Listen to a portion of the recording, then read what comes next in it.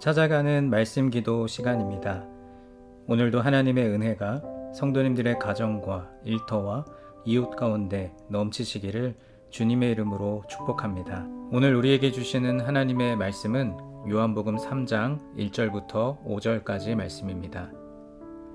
그런데 바리새인 중에 니고데모라 하는 사람이 있으니 유대인의 지도자라. 그가 밤에 예수께 와서 이르되 랍비여, 우리가 당신은 하나님께로부터 오신 선생인 줄 아나이다. 하나님이 함께 하시지 아니하시면 당신이 행하시는 이 표적을 아무도 할 수 없음이니이다. 예수께서 대답하여 이르시되 진실로 진실로 내게 이르노니 사람이 거듭나지 아니하면 하나님의 나라를 볼 수 없느니라. 니고데모가 이르되 사람이 늙으면 어떻게 날 수 있사옵나이까? 두 번째 모태에 들어갔다가 날 수 있사옵나이까? 예수께서 대답하시되 진실로 진실로 내게 이르노니 사람이 물과 성령으로 나지 아니하면 하나님의 나라에 들어갈 수 없느니라. 아멘. 한국의 교육 환경과 미국의 교육 환경에는 많은 차이가 있지만 그 중에서도 가장 큰 차이점은 미국의 교육은 자기 주장과 질문을 굉장히 많이 하게 한다는 것입니다. 어떨 때는 너무 과하다 싶을 정도로 자기 주장을 하고 또 질문을 너무 많이 해서 수업의 흐름이 끊길 때도 있습니다. 한국에서 전형적인 주입식 교육을 받고 자란 저로서는 질문을 많이 해야 하고 수업의 흐름을 선생님이 아니라 학생들이 질문하고 답을 얻으면서 진행해 간다는 것이 매우 낯설지만 고민을 통해 질문이 생겨나고 또 그 질문을 통해 바른 답을 찾아가는 과정이 있는 것이죠. 우리의 영적인 세계도 마찬가지입니다. 신앙의 성장, 영적인 성장을 하기 위해서는 인생에 대한 고민이 있어야 합니다. 육체를 입고 사는 존재는 누구나 이런저런 고민을 가지고 있습니다. 존재 자체에 대한 근본적인 고민부터 어떻게 살아갈 것인가 하는 방법론적인 고민까지 가지고 있죠. 우리는 그 고민을 하나님께 가지고 나와야 합니다. 하나님, 제가 이런 고민이 있습니다. 어떻게 하면 이 고민에서 벗어날 수 있을까요? 하나님, 저에게 말씀해 주세요. 이렇게 하나님께 여쭈어야 우리의 신앙이 성장합니다.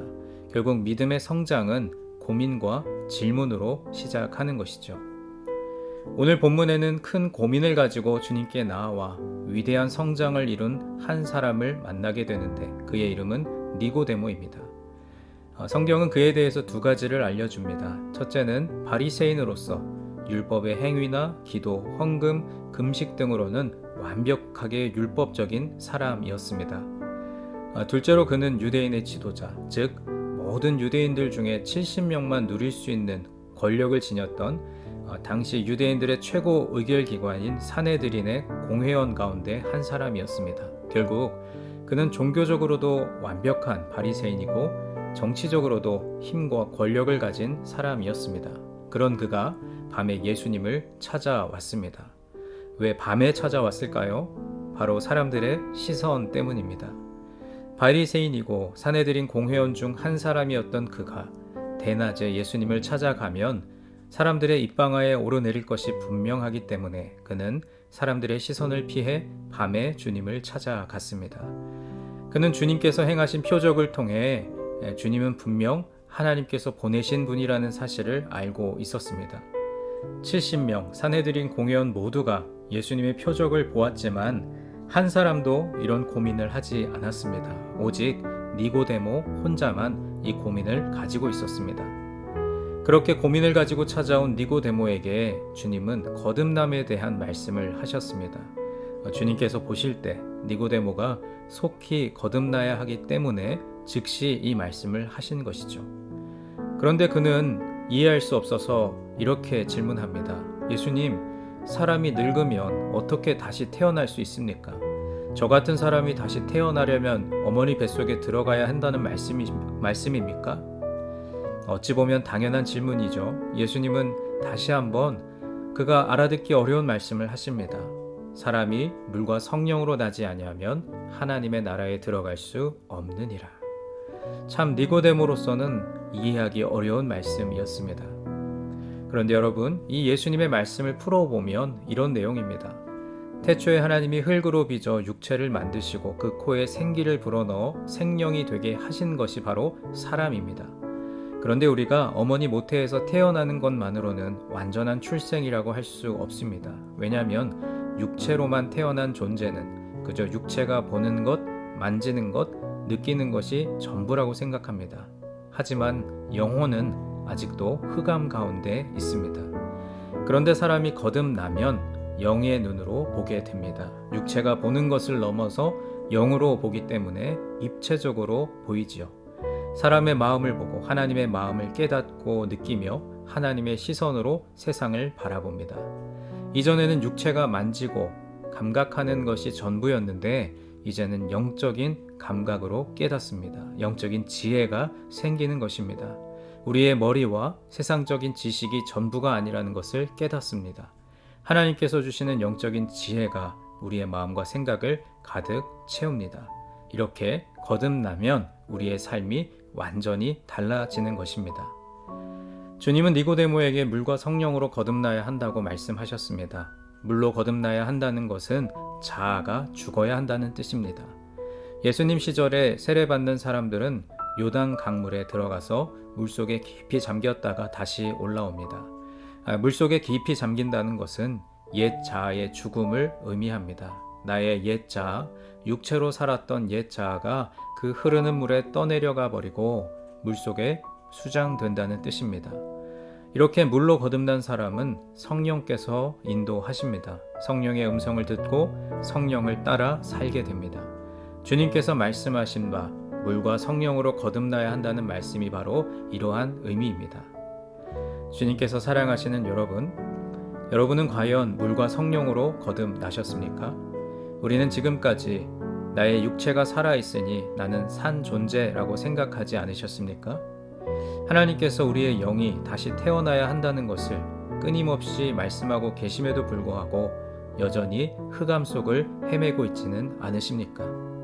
니고데모처럼 인생의 큰 고민을 가지고 밤에 찾아와도 상관없습니다. 내가 육체에 매여 있는 존재라면 영으로 다시 태어나야 한다는 문제의식을 가지고 하나님 앞에 나오시기 바랍니다. 그러면 주님의 능력을 경험하게 될 것입니다.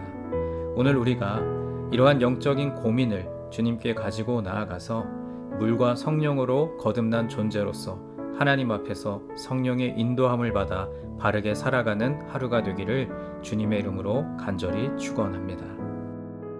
이제 오늘 주신 말씀을 붙들고 기도하겠습니다. 사랑의 하나님, 언제나 주님 안에서 거듭난 존재가 되어 주님의 기쁨이 되기를 원합니다. 영적인 고민을 주님께 가지고 나아갑니다. 물과 성령으로 거듭난 존재로 하나님 앞에서 바르게 살게 하여 주옵소서.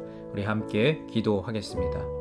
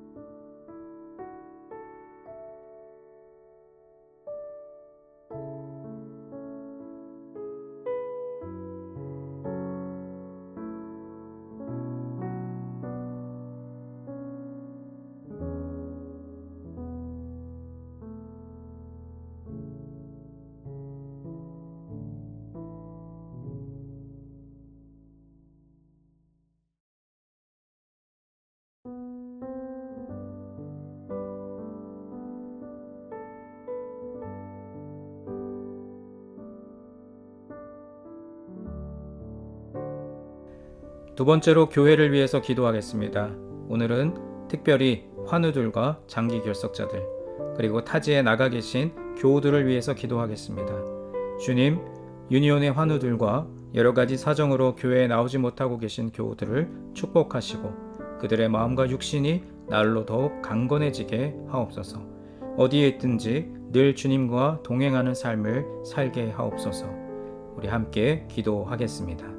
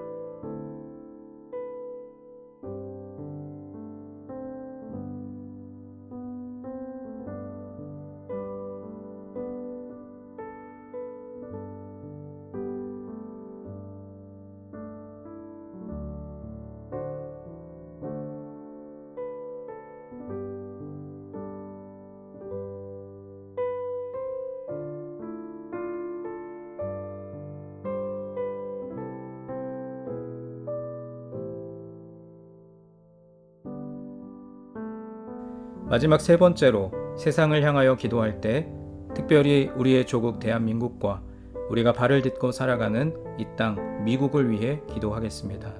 하나님, 대한민국과 미국의 지도자들을 바로 세워주시고 주님의 말씀이 조국과 이 땅 위에 바로 서게 하여 주옵소서.